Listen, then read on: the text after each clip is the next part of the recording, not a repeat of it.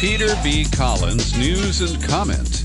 It's Tuesday, February 18th, 2020. Got a lot of news to comment on today, and first a shout-out to our volunteer engineer for the Peter B. Collins podcast, Raul Velez, who just rescued us from a technical glitch. And I've got a fresh interview we'll be posting later today. The end of that interview was affected as Skype combined with something else on my recording computer, and it melted down. And my thanks to Raul for interrupting his lunch to help fix it today. So Las Vegas is a fitting scene. It's the place where money rules overall. And it's the place where Mike Bloomberg, the billionaire con man, former New York mayor, is going to make his first visit to a Democratic presidential debate stage. And this brings into sharp focus the way Bloomberg is buying his way into this election. And as you'll hear in the interview that I'm posting later today with Adam Eichen, he's an author, a Democratic activist, that's small d. He promotes fair elections and things of that nature. We go into great detail about Bloomberg and the way he is spreading so much money around. He has built one of the most effective and massive AstroTurf campaigns in American history. The Democratic leadership, fearful of the insurgent rise of Bernie Sanders, is promoting this guy who was a Republican just a few years ago. He, spent time as an independent before becoming a Democrat just 2 years ago. And the knives are out for Mike Bloomberg. He better wear Kevlar on that debate stage tomorrow night in Las Vegas. And what we have learned is that because of the hundreds of millions of dollars he's already spent, it's north of $300 million on TV ads primarily, that his poll numbers hit 19% nationally in the PBS NewsHour and Marist poll released today. Now, the good news is that Bernie Sanders has a solid lead in this national poll at 31%. Bloomberg is now in second place based on these polling numbers. But it shows that with money and with a well-oiled advertising machine, that what I call the disequilibrium, the chaotic political scene that Trump has visited on America, enables the entry of a manipulative candidate with unlimited amounts of money like Bloomberg. Now, trailing Bloomberg in this same poll, Biden at 15, Warren 12, Klobuchar 9, Buttigieg 8%. Tulsi Gabbard did not reach a qualifying threshold in any of the polls, and she is still running but will not be participating in this debate. And so we see that this is shaping up as a race between the self-described socialist and the, whether you want to call him an oligarch or a plutocrat, the distinction could not be starker. And I credit the New York Times. Of course, Bloomberg was mayor of New York City for 3 terms. Maybe you know that he had to spend money to change the charter to allow him to run for a 3rd term. He spent $150 million on that entire effort and only got 51% of the vote. And, of course, he lets the money cover up that narrow gap and says, well, I got elected 3 times in New York. I must have done something right. And the Times, in a front pager on Sunday, showed how Democratic groups like Emily's List and the Center for American Progress bent over all the way for Bloomberg. In the case of Emily's List, the Me Too movement had surfaced, and Bloomberg had made comments about Charlie Rose, the former CBS and PBS news anchor. And as a result, senior Emily's List officials seriously debated withdrawing Bloomberg's invitation to participate in a major fundraising luncheon. But in the end, they concluded that they couldn't risk alienating this billionaire. And so they put on their earmuffs and invited him to the lunch. More seriously, over at the Center for American Progress, where Neera Tanden is shilling, as she did for Hillary last time, for Bloomberg this time. Well, back in 2015, the New York Times correctly reports that researchers at CAP compiled a 4,000-word report on the abuse of Muslims in New York City. It included coverage of the police surveillance of Muslim communities, and Bloomberg was mentioned by name 8 times in the chapter. But when the report was published a few weeks later, the entire chapter had been eliminated. And that's not the first time censorship arose at the Center for American Progress, and Faz Shakir, who was the editor of Think Progress, went on to work for Nancy Pelosi and then Harry Reid, and is now the campaign manager for one Bernie Sanders. And so as Bloomberg flexes his money muscles, people get out of his way. And they also get on board the Bloomberg for President campaign.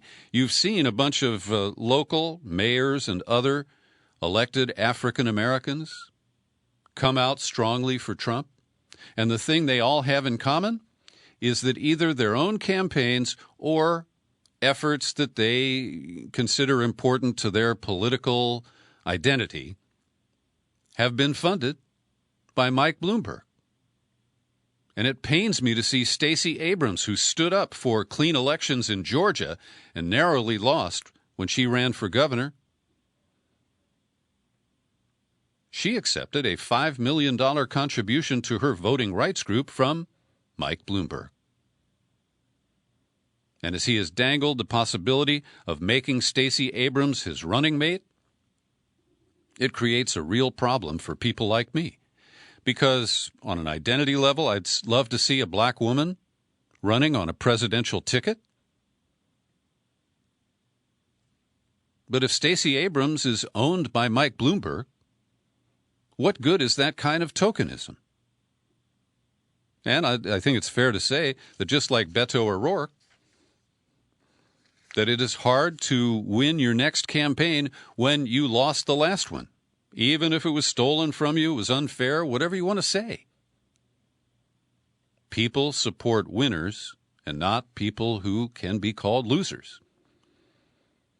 So now to just try to, complete the transformation of Mike Bloomberg from Republican, right-wing, pro-Wall Street corporatist, he's announced his new plan to rein in Wall Street.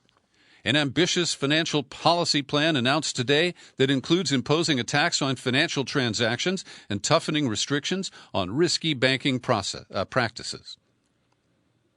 Now, it was National Nurses United and Bernie Sanders in 2016 who first talked about a tax on financial transactions, on stock trades on Wall Street. And Elizabeth Warren, to her credit, has picked it up. And now Mike Bloomberg, with mountains of cash made from Wall Street, is suddenly the proponent of cleaning up Wall Street. You going to believe that, or you're lying eyes? And Paul Krugman, the he's a Nobel Prize-winning economist and columnist for the New York Times. He uses a zombie concept because he's in Spain right now. And he really slams Mike Bloomberg for blaming the 2008 financial meltdown on liberals who forced innocent bankers to lend money to poor people and people of color. And Krugman says this narrative was so nakedly self-serving that it's hard to believe that anyone took it seriously. But some influential people bought it, and among those was Mike Bloomberg. And he says, frankly, the 2008 financial crash was a classic banking panic. It was the bankers who panicked, not the borrowers. And he continues, at this point, the evidence against the liberals did it story is overwhelming. The surge in bad loans came neither from government-sponsored agencies nor from regulated banks, but from unregulated mortgage originators. The fallout was so severe because investors believed wrongly that fancy financial instruments protected them from risk. Then we turn to the racism, comparing Bloomberg to Trump. And African-American columnist Jamel Bouie at the Times says that it appears we finally have a Democratic equivalent to Trump, a figure who works on the same signal at a different frequency. That's Mike Bloomberg, the other New York billionaire in American politics. He has given hundreds of millions of dollars to liberal causes and Democratic politicians. He spent more than $100 million helping Democrats take control of the House in 2018, which is why Nancy Pelosi welcomes him to the Democratic primary. So this is a completely transactional candidacy. And the virus of money in politics infects so many people who we consider to be our political leaders. This is a real crisis for America. Are Democrats so afraid of Trump and so afraid of Bernie Sanders that they're going to turn to Mike Bloomberg? And as I mentioned in my conversation with Adam Eichen, what really bothers me is the shift, the morphing of Democrats. And I use the arguments of George Lakoff, the UC Berkeley professor of linguistics, who talked about how over the years Republicans have supported strict father figures, particularly running for president. And now the Democrats have one of their own. Because Bloomberg, if nothing else, is quite the authoritarian. And the Times reveals in the lengthy article about how he's been spreading his money around that his gun rights organization carefully controls all of the comments that come from its members and advocates. They're not allowed to call for an assault weapons ban like the one that failed in the Virginia State Senate yesterday, because Bloomberg thinks that would blow off the possibility of bipartisan support on background checks and other legislation. But it's not authentic. It is AstroTurf. And as I've mentioned, I'm releasing a fresh, in-depth interview podcast for subscribers today featuring Adam Eichen. He is the young activist and co-author with Frances Moore Lepay of the book Daring Democracy, Igniting Power, Meaning, and Connection for the America We Want. Here's an excerpt from that conversation with Adam Eichen. You know, Peter, you see this every day on Twitter. A new damning video comes out, and what the money is being used for now is essentially to paper over what is a really problematic record on issues of stop and frisk, sexist remarks towards women, comments about wanting to reduce or cut entitlements of Social Security. I mean, the list goes on and on and on. I mean, some pretty vile statements. And, you know, at this point, they're essentially papering over that and kind of marketing Bloomberg as something he's not, right? The people who he's paying, these ads that are coming out, make him seem, you know, cool and hip and like he's has been a Democrat his entire life, but he hasn't been. I mean, he was a Republican. He, supported the Iraq War. He endorsed George W. Bush in 2004. I mean, the list goes on, and yet the ads are kind of distorting reality of who he is. And I think that's the real insidious part of the money in politics. And I also want to quickly say, Peter, that, I think one of these things, there's a statement by today, Stacey Abrams, who has been a champion of voting rights and has been a really strong voice in the Democratic Party. But she made a statement today that I thought was, really kind of tone deaf in a certain way, because she essentially said, well, at least when, the money in Mike's self-funding isn't a problem because at least we know where the money is. I mean, that's silly because, one, we know where a lot of the money that is given directly to candidates comes from. We know where all of it comes from. There is dark money in the system, and that's outside money. But the idea that just because he self-funds means he's immune to the pressures of, other corrupting influence is crazy. I mean, where does he make his money from? I mean, that's something that we learned from Trump. Just because Trump self-funded a large part of his or I don't know about a large part, but he funded a sizable chunk early on to fund his campaign. We know that Trump is beholden to interests, that conflicts of interest with his hotels and other things, that just because you self-fund doesn't mean you're not being influenced. I mean, Bloomberg has substantial ties, friends, socialization with the wealthiest, the ultra elite in the country. So to think that he's not unduly influenced or has, become socialized to their point of view is silly. You can hear my full interview with Adam Eichen. It's available today for subscribers at peterbcollins.com, iTunes, TuneIn, Spreaker, and Stitcher. And thanks to an article in BuzzFeed, we get a quick rundown of the stump speech that Mike Bloomberg gives at his very carefully controlled events, where interaction with reporters is sharply limited, and even his interaction with his supporters, some of whom are paid to be there, is also sharply limited. The stump speech usually clocks in at under 15 minutes, begins with a joke about whichever surrogate gave his introductory speech. And Bloomberg says that he loved the remarks. They're exactly how I wrote them. That's an ego. Bloomberg is likely to describe himself as the un-Trump more than once in a speech. He doesn't mention his rivals for the nomination beyond oblique references to evolution, not revolution. Apart from remarks like that, Bloomberg's campaign is fiercely non-ideological. He only really talks about Trump and how he's running to defeat him. He warns darkly that 4 more years of Trump would be hard to recover from. And that said, Bloomberg has taken a shot at Sanders, posting a video comprised of so-called Bernie bros superimposed over ominous music. Now, speaking of Bernie, I went to the rally across the bridge in Richmond yesterday, and I didn't offer any comments yesterday. I just posted the speech as I recorded it from the crowd. And our friend Russ Archibald in Hawaii and Peggy Anderson here in the Bay Area, they both thanked me for posting that because it brought them right to the event.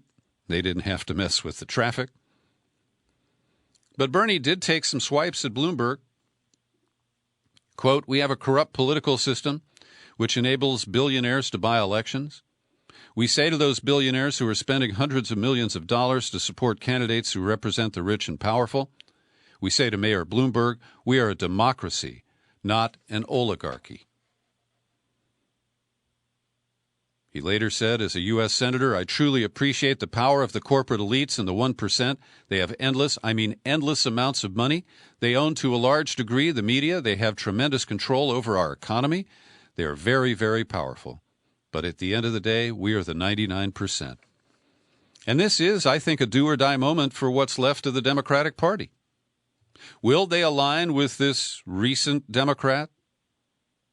An oligarch with a sorry record on labor, on minority rights, on women and sexual harassment. I know too many people based on my Facebook feed who are ready to just say, who cares about anything? We got to beat Trump, and we don't care what we have if we succeed. Well, I want to beat Trump, and I want Bernie Sanders to be president because he will restore what I consider to be constitutional rule. And the biased media coverage continues.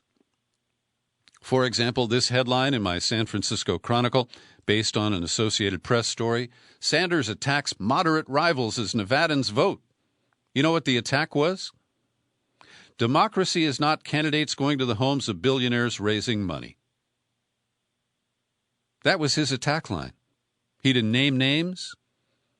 He didn't vilify Pete Buttigieg or Joe Biden individually.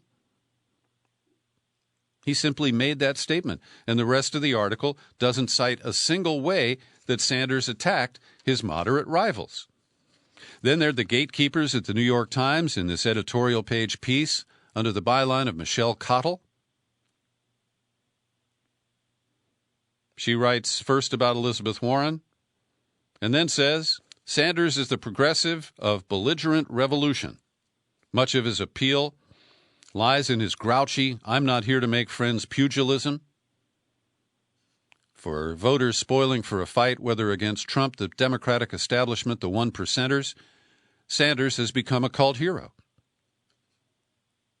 Now, while this is not explicitly in support of Mike Bloomberg, the choice could not be more clear. But the establishment wants to promote this fear of Sanders. Quoting again from the editorial, many Democrats fear that the Democratic Socialist and his rowdy revolutionaries would usher in a second Trump term. This is especially true of moderates who see Sanders as so far outside the mainstream that he would drag down other Democrats on the ballot. Bernie Sanders created the mainstream issues that the Democrats run on today. But he is dismissed as an outlier and dangerous.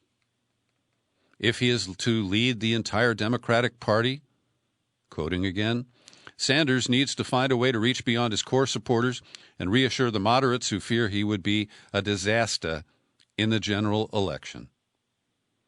And then we go to the Bernie Bros, and we repeat the throne chair at the caucus 4 years ago in Nevada.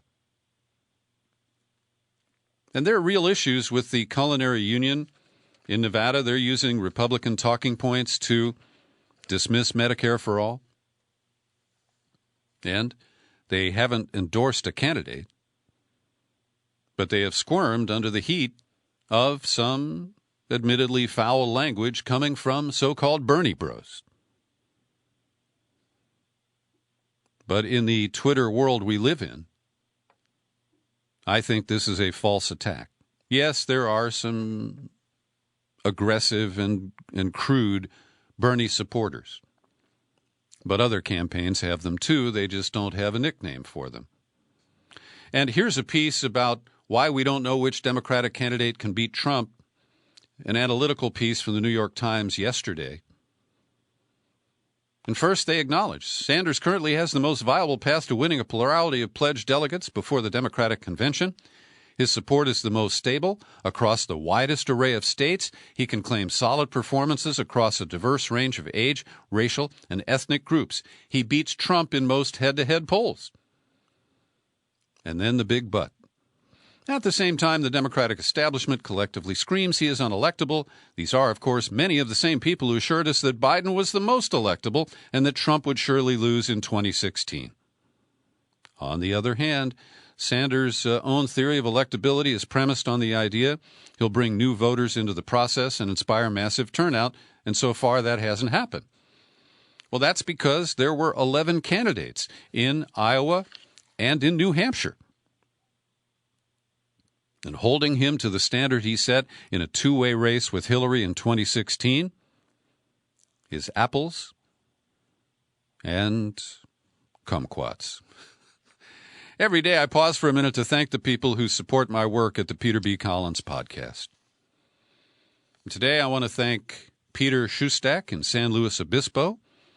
Just sent me a check to renew his subscription with extra cash involved. A no-name please contributor from Marina Del Rey. You know who you are, RR. Thank you very much for your cash contribution. And Craig Daniels in North Bend, Oregon. He sent in another one of his checks to support my work. And along with Paul Elsesser, who is always there at the first of every month, I want to thank them for their support. If you want to take out a subscription, I'd like you to. Visit peterbcollins.com, click on Menu, then click on Become a Subscriber. You'll land on the sign-up page, and you can take it from there. More of the anti-Bernie coverage, but this is a really interesting piece, and I've linked to it in the show file for today's podcast. It comes from the liberal Israeli newspaper Haaretz, under the byline of American Jonathan Tobin. And he notes the pickle that AIPAC is in, because AIPAC is running ads not about Israel and Palestine or foreign policy, but negative ads trying to reduce Bernie Sanders' appeal. They ran them in Iowa. They're now running them in Nevada.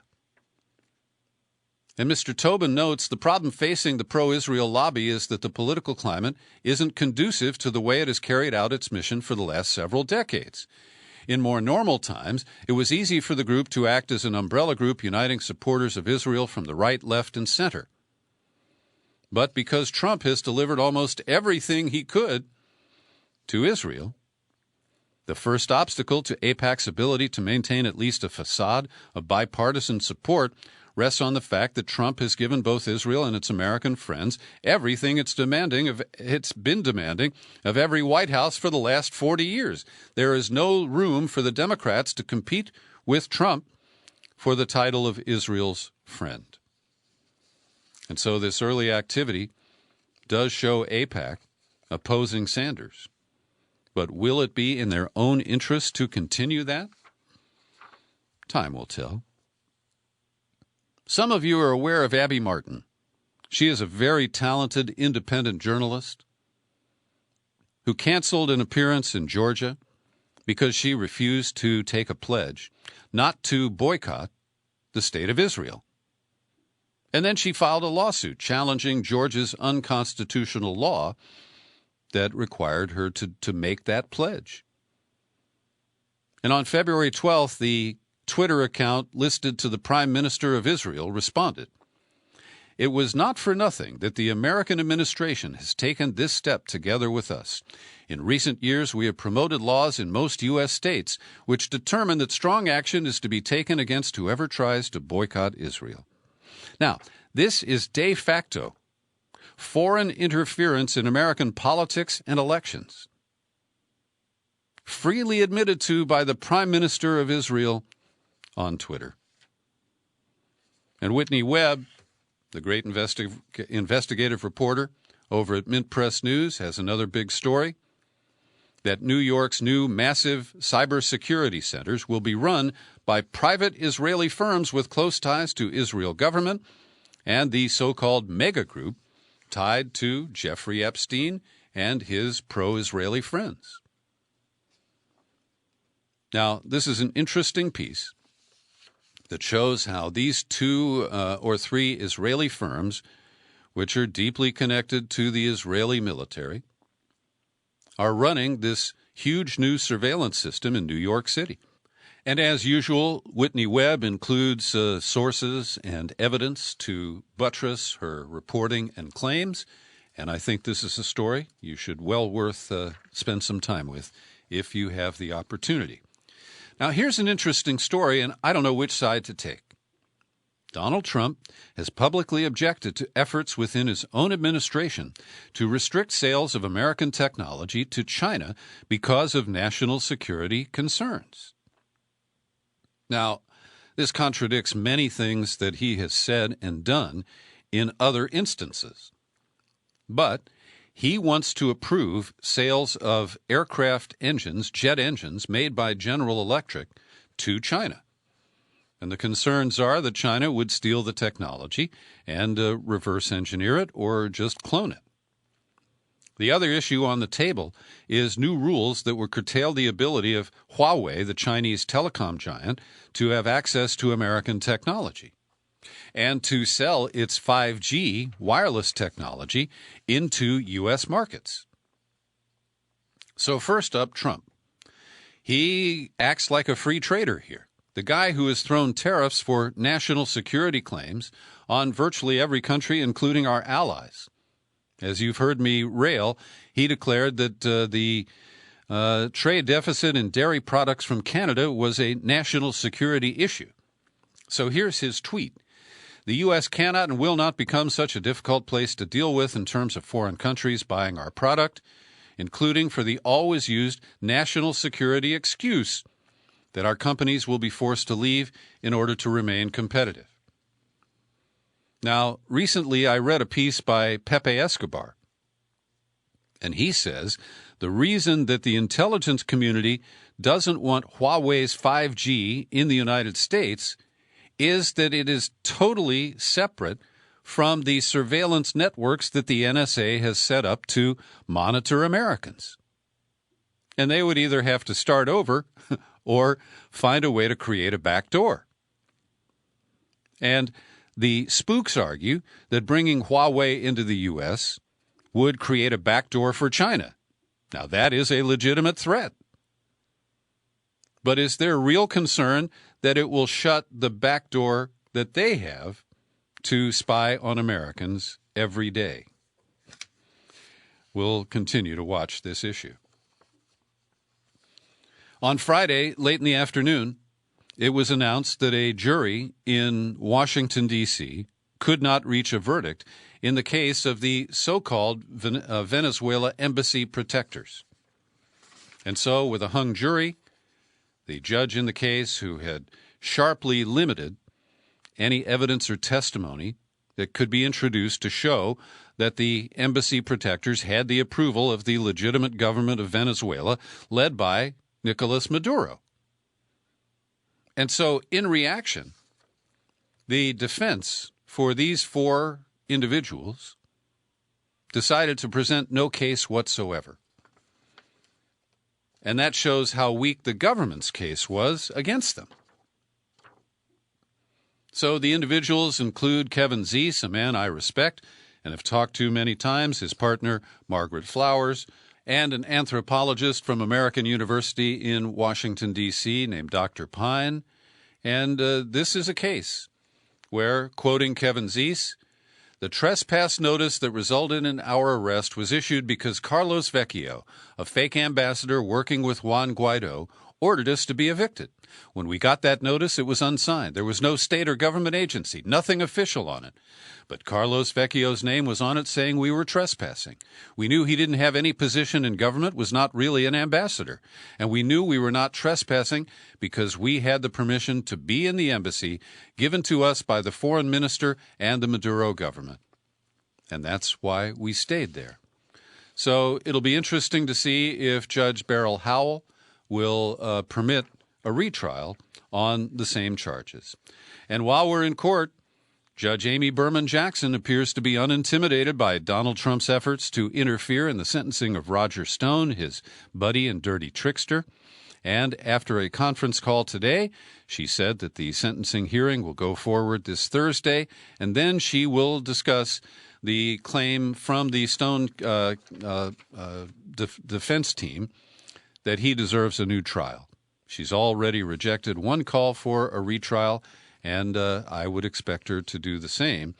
But Trump continues to feverishly tweet, and today it went pretty far and wide. These were Mueller prosecutors. The whole Mueller investigation was illegally set up based on a phony, now fully discredited fake dossier, lying and forging documents to the FISA court, many other things. Everything have to do with this fraudulent investigation is... and then it goes ...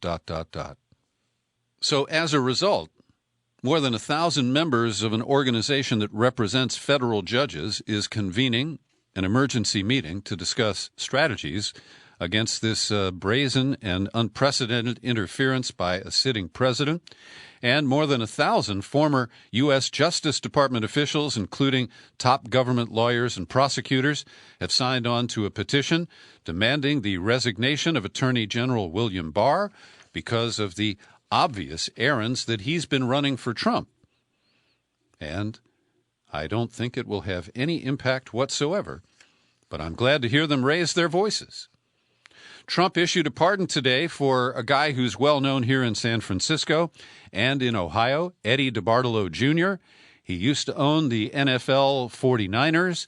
His family made fortunes developing shopping centers, and he got caught up when he tried to deliver a suitcase with $400,000 in brand-new $100 bills to Eddie Edwards, the corrupt former governor of Louisiana, to buy a riverboat gambling license for DeBartolo's empire.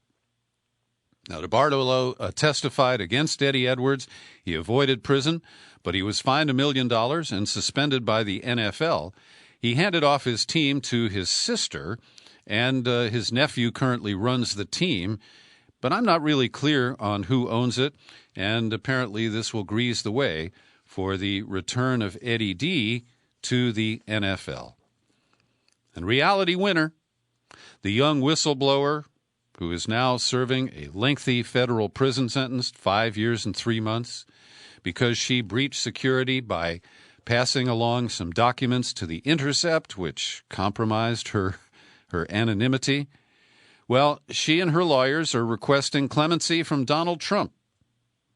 They've submitted 4,500 letters of support for reality winner.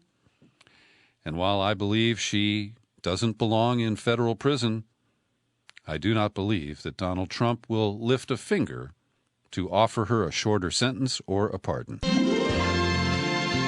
Thanks for listening to my daily news and comment podcast. You'll find it on YouTube. And I remain Peter B. Collins. Happy trails to you until we meet again. Happy trails to you. Keep smiling.